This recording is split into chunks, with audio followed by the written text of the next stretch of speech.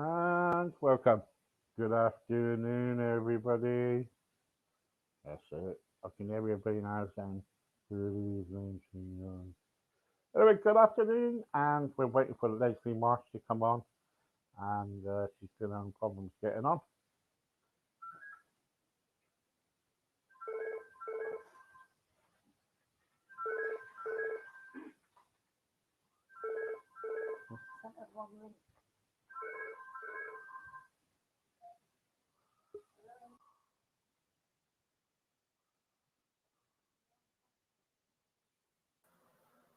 Hello. Hello, can you hear me okay? Yes, did I send you the wrong link? Did I?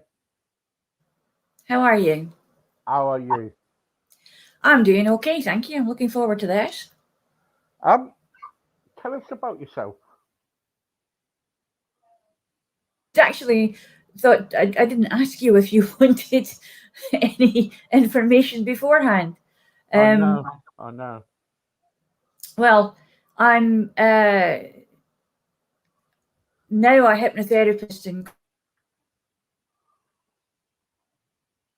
2002 after years of it being possibly chronic fatigue and possibly SAD and possibly this and possibly that.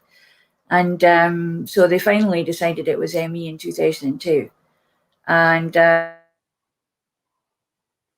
got married. I was diagnosed with cancer of the uterus in 2010. So, yeah, it's been an interesting ride. And how did you kind of? NLP to help with the ME, and it helped with the cancer as well and the recovery. Right. So now I do it for other people. So when did you find out? And how did you find out that you had cancer? Because sometimes it can be untraceable, and sometimes it can be kind of, it could be you just go to the doctor, and the doctor will Yeah. say you've got cancer. Well, we had an interesting situation with that. Cancer of the womb is very evident, to be honest with you, at a certain point. There's a lot of bleeding that goes on. And also, I had been going to the doctor and telling them there was something wrong, but they decided that because of my age, it was going to be the menopause. And I went through 3 different doctors, and one of them was the menopause and nothing else. So they were treating me as for the bleeding, but I kept saying to them, no, I know what my body is doing, and it's not doing what it should be doing. There's Yeah. something wrong, because I could feel there was something wrong. And eventually it got to the point where, and I'm going to be slightly icky here, but I got to the point where one night part of my womb dropped out. And being a former veterinary nurse, I know what womb tissue looks like. So I got it onto a swab, and I phoned up the doctor, and I told them, I didn't ask them, I told them that I was bringing a sample down and to have a histology pot ready because I wanted it to be sent off. And they were so flabbergasted at the way that this was happening. They actually did it. But later on that night, it happened again more seriously. And I ended up going to Wishaw Hospital, where I was put through a few tests and a long wait, and then into the women's ward, where they decided to tell me that there definitely was something wrong. So they took a sample, and about a week or so later, I got a phone call to say, could you come in and talk to the doctor tomorrow? And I said yes. And I'd said to my husband, there's, get ready. This isn't going to be good news. And basically, after I'd put the phone down, about 2 or 3 minutes later, not more than 5 minutes later, the phone went again, and it was the secretary again asking me if I could come in that day. And from there on, it was through Wishaw Hospital, I got an MRI. And I was also phoned up by Stop Hill because my doctor at that time, my personal doctor, was in Baillieston, which is North Lanarkshire. And of course, I was with my soon-to-be husband when all of this happened. So I went to Wishaw, which is in South Lanarkshire Council. Yeah, yeah. And basically what happened was I got a phone call from Stop Hill Hospital asking me to come in for an ultrasound, but I had already been given the idea that I was going for an MRI. And I said no. And that was when they started to get very cagey. And because they don't want to give this kind of information over the phone. They can't say, well, you've got cancer, so we need you to come in and really see where it is and how bad it is, etc., etc. And I said, no, I don't want to go because I'm going for an MRI. And they said, oh, okay, that's all right then, because basically, as long as something is happening. And it was very fortunate that I got the MRI because it showed more than an ultrasound would. And it turned out that I had of the endometrium, which is an interesting beastie, because adenocarcinoma is a soft tissue cancer, and it can explore like a bramble bush if you're not careful. And at that time, they perceived it to be totally enclosed inside the womb. It was like I had a little package. So it was all contained there. However, by the time I got to go under the surgeon's knife, and I never saw the surgeon until the day before the op, really.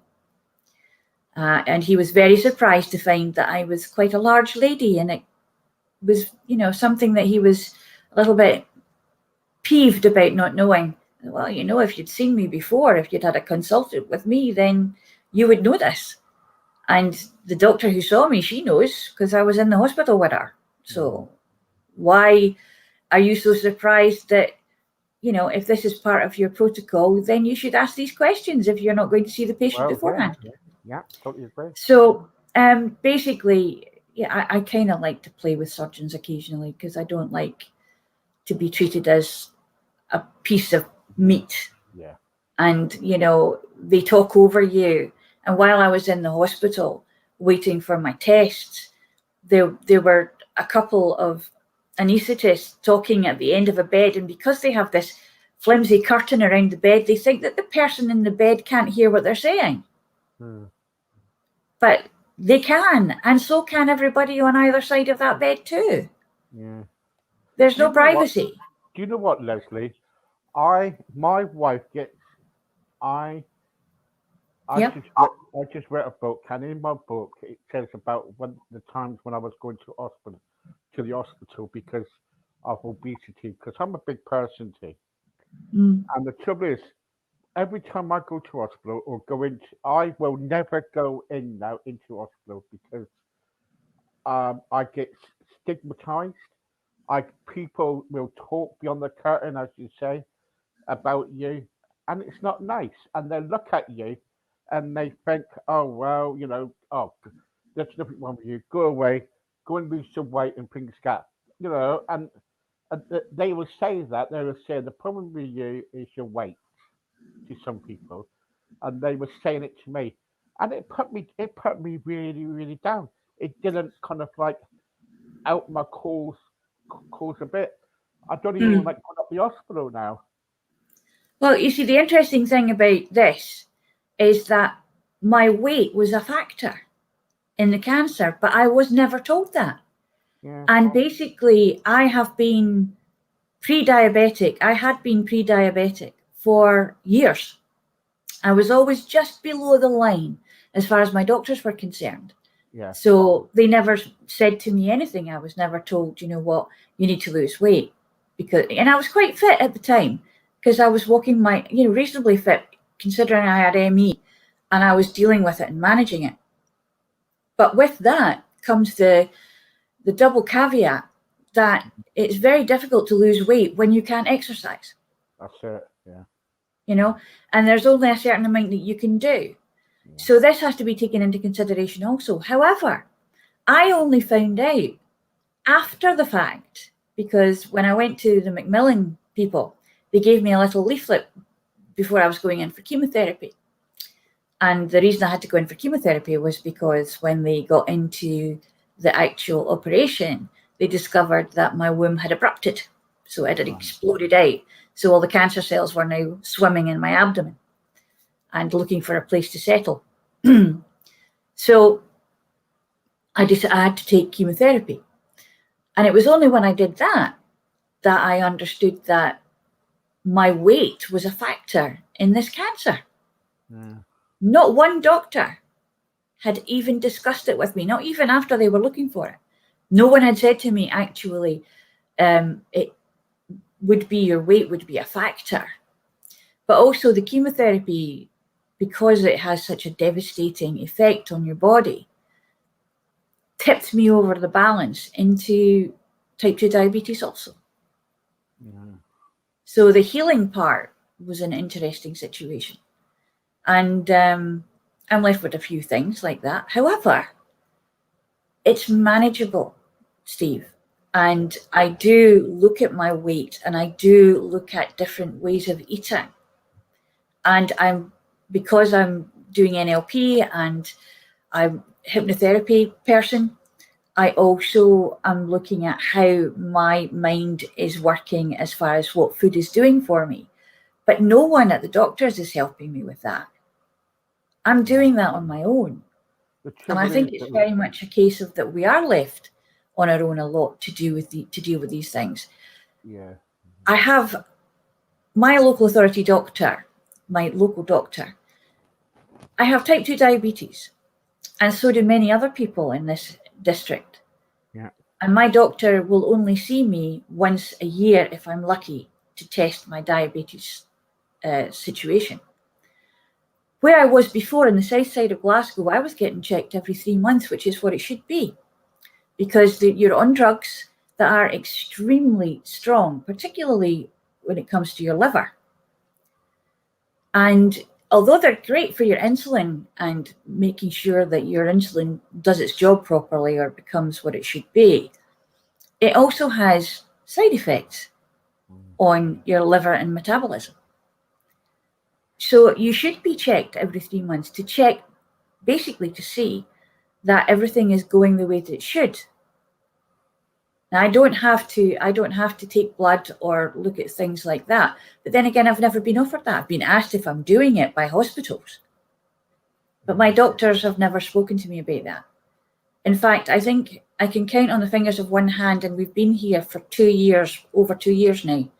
We came 2018, towards the end of 2018. And basically, it was like, to put it politely, moving into a third world country. Yeah, I do a lot of obesity campaigning, and I've done TV, radio, you name it, I've done it. And the trouble is, there's not enough help out there for people. And what they do is they say, yeah, you got all these courses, you can go to this for 6 weeks, do a weight loss plan, things like that, talk about your weight loss. That's okay, you can talk about it, but people need help too. And the trouble is, I find is get a job. In the past, I've had, after having the stroke, I've had get a job, you lazy git. And I'm saying, hang on for a second, but I've had strokes and stuff like that, heart attacks and everything. And you're telling me get a job.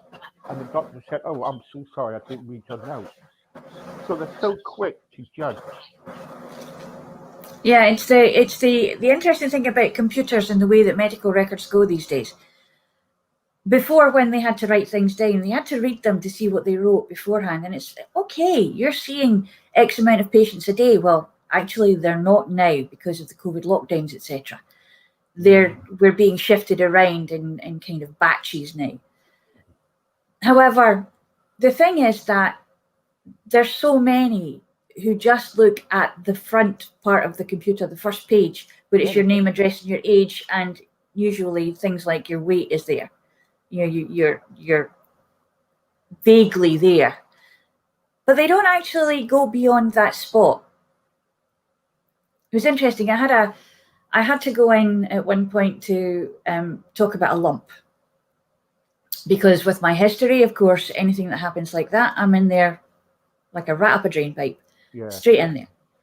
And it was a locum, and the first thing he said to me was, you can't talk to me about anything else except for what you've come in for, because I just don't have time. We have 5 minutes, and I said to him, then why are you wasting time telling me what I can't tell you when you should allow me to tell you what I came to tell you, and then perhaps we could get on.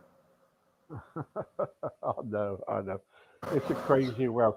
So anyway, so what do you do now, Leslie? So you've been going through the cancer, you've been kind of having these problems and stuff, but um, I see that you're also helping people too, aren't you?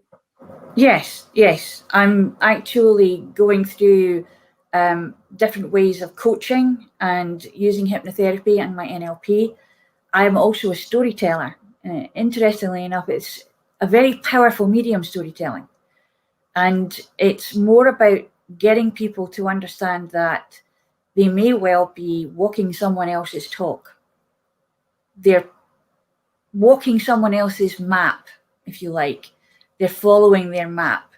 And we all do it because when we're growing up, that's the only thing we can do. We're listening and learning what our parents and our peers have told us. You can do this, but you can't do that. If you eat this, you'll get that way. If you do this, you'll be fine. If you don't do this, you won't be fine. And so we start to kind of take this cloak on. We wear this suit of their limitations. Yeah, yeah. And occasionally we'll be able to kind of look at it and say, hang on a minute. Maybe there's something that I should be looking at over here. Not quite sure how to go there, though. I have to go off the beaten track to do that. And maybe I'll just stay safe where I know what I'm doing. And, we do love familiarity. However, we have an absolute plethora of resources in story.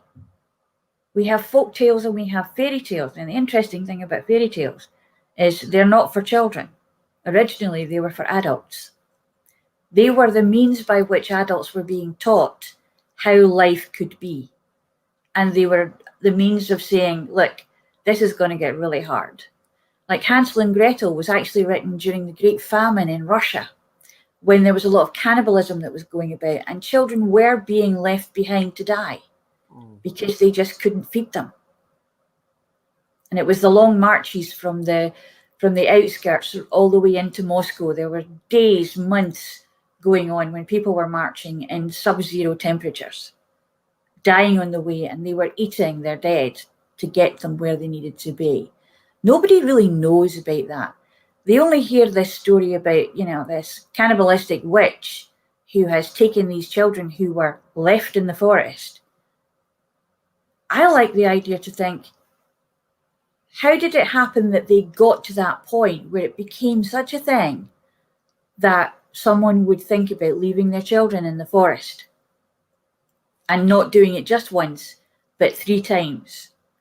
And then going to the other end of it and thinking, what was it that had to be put into a story that these children were going to be eaten by an old lady in a house that was made up of sweet, wonderful things? So there's enticement, and there's the whole thing about an historical record within a story of what was happening on the outside and a metaphor to explain it to people. Be careful. This has happened. It can happen again. Look after your children. Make sure they understand the ways of the world. Make sure that they know what to be doing with themselves. Understand that there are some people who are desperate enough to kill. Yeah. So there's a whole load of stuff that goes on in story that we don't understand on one level. However, when we go in and we talk to people about their story, which is what I did, and I ask people to tell me their story, and what I do is mainly story listening and repeating. Because once they tell me their story, I will be looking at certain points and looking at the way they say things. And then I will repeat it back to them, but I will change the tense or some of the words that they use. So they can actually hear a different story, because every time you're telling your story, you're telling it to yourself as well, because you can hear it and you're feeling it and you're getting yourself associated with it. So you're getting all the feelings. You're not just telling it like, well, I went for a paper the other day there and this happened and that happened. No, you're not. You're like, do you know what happened to me? This happened and I'm disgusted and I'm so upset. And this. And so take the emotion away and say, what are the facts?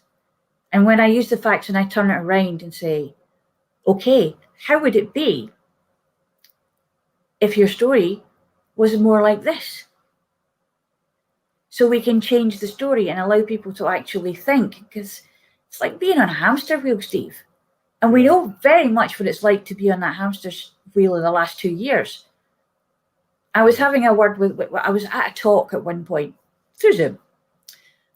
Other platforms are available. But I was talking and listening to someone who was telling me they used to be in the military. And they have training in the military for hostage situations when they've been taken hostage and they're being interrogated by the enemy, so-called. And they have this thing where they talk about dislocation of expectation, which actually is something that is a big way of saying, here's something, no, it's not. You can have this, but no, you can't. We're going to put you into lockdown for 6 weeks, only 6 weeks. And then after 6 weeks, well, actually, we're going to keep you in there for a little bit longer. Yeah. So we were doing the lockdown hokey cokey. We were in, we were out, we were in, we were out. And so basically, psychologically, that really mucks up your thinking. Oh, yeah. So we had so many people, particularly people who are housebound, did better with it than many others to a certain extent. However, the idea that they, even if they wanted to, they couldn't go out is a little bit of a tug too. Because then they start to wonder, if you're stuck in the house, you start to wonder, how am I going to get my shopping if nobody can come out? How am I going to get this? How am I going to live? Where does this happen? And you start this tsunami of ricocheting thoughts going around your head and getting stressed and getting upset. And then, you've got it coming from the television, you've got it coming from the radio, you've got it coming from the computer when you look at your homepage news type thing. And all you're getting is pain, suffering, you can't. Yeah. None of this. And yet there are some things you can do. The mental health of people, particularly on a wider scale over the last 2 years, is just plummeting. It's plummeting. And the resources to help with that are totally overblown. They're just overwhelmed completely. I know. Don't even tell me about that. I just kind of I'm just get fed up with it. There's kind of they should put more help out there, and well, actually, there is, Steve. There are people who are private coaches, private complementary therapists. Now, some NHS trusts, primary care trusts, will actually refer people to a complementary therapist of certain types. Yeah, but some of them are private, aren't they? Well, no. You see, to get into the NHS, you have to have qualifications. You have to be part of a Yeah, I know body. that. But what I'm trying to say, Leslie, if you're saying there's help out there, so about all these therapists, but the trouble is, if somebody I don't know, somebody didn't work or didn't have a job or anything, went to the therapist and said, right, okay, I'm going to need to get a therapist. The next minute, they're going to kind of be billed for around about £150, say. Okay. They're going to say, well, I can't afford it. Just a minute. You kind of jumped the gun there slightly, because what I'm saying is that if the NHS would refer more people, them being part of the NHS, it becomes paid for by the NHS. Right. But they won't because do that. A lot of them won't do it because they don't see it. There's quite a few people in the hypnotherapy world who are actually attached to surgeries. They will be at surgeries. There are quite a few people who are, particularly health kinesiology is recognised by the NHS. But there are so many people, and partly it's to do with opinions about whether or not they believe that it works. But a lot of it's got to do with the fact that they just are so familiar with dealing with their own stuff. And it's like someone who is in deep depression or anxiety. Once they're in that state, it's a fugue state and they cannot see anything outside of it. The solution for their issue can be sitting right in front of them going, hi, I'm here, which we are doing.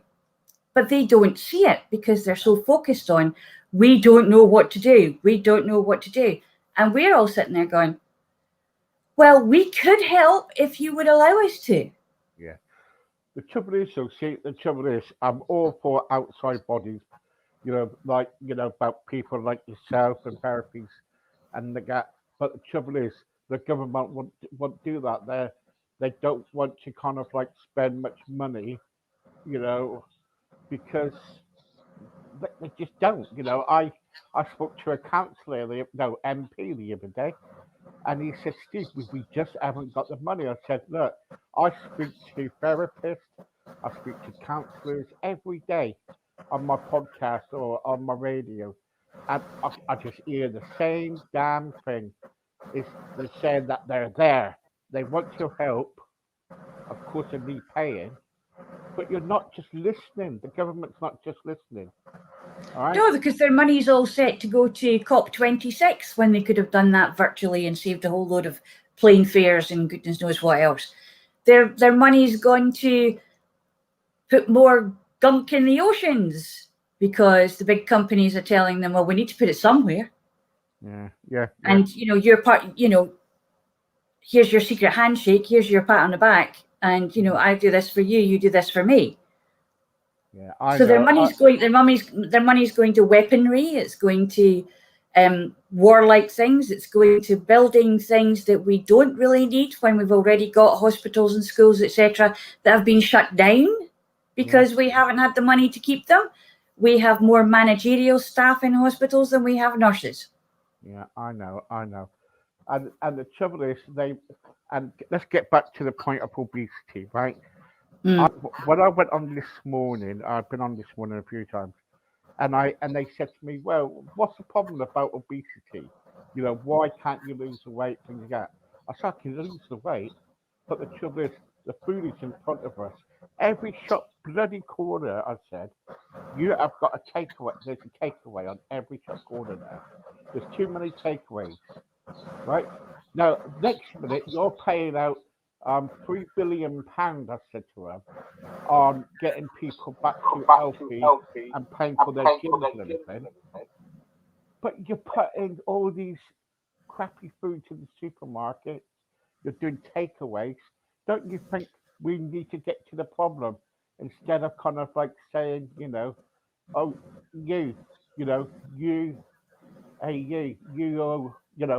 you are over 30 stone. Get yourself, lose some weight and get yourself a job. Why don't they concentrate on the problem that we have? We are looking at things from the wrong end of the telescope as far as that's concerned, as with food, etc. We should be subsidizing organic foods, fruit and vegetables. We should be growing our own much more instead of getting it from places that are still using pesticides that were banned in the 70s in this country. We should be doing a lot more as far as the government is concerned. They should be actually subsidizing good food and getting cookery back into schools. Yes, I remember when I used to do cookery. I love seeing the schools who, particularly in primary school, are teaching kids how to grow vegetables so they can see what they're growing, how it works, and are more inclined to be able to eat them because they've actually grown them themselves and they understand what's going there. And also, one of my favourite rants is about things like Roundup, because people are using it left, right and centre. It's being advertised everywhere as, these dandelions are a problem. Dandelions are great. You can make coffee from the roots. You can make marmalade from the flowers. And basically, the leaves are a diuretic. They're great. They're healing plants. They're prolific. Yes, they are. And there are ways to deal with them as weeds. Pull them up properly. You don't have to actually put chemicals on them. And people think, oh, But it just goes into the plant. It doesn't. It goes right the way down the root and into the water table. Since we increased the use of pesticides and there is more pollution, the rates of cancer have now gone up to 1 and 2. Pretty soon it'll be everybody's got it. Yeah. And it's all got to do with what we're ingesting physically, mentally, and spiritually. Yeah. Leslie, I do understand, and I like listening. And but thank you very much for coming on. And I'd love to get you back on and talk to you some more because I want to talk a bit more about your coaching and everything. If that's Certainly. okay. All right. We'd love to, yeah. Yeah, but thank you very much for your time this morning, and I'm sorry about all the confusion and everything. Oh, that's all right. No worries. It's Thank been you. fun. Thank you so much. Thank you. Bless you. Bye bye. Bye-bye.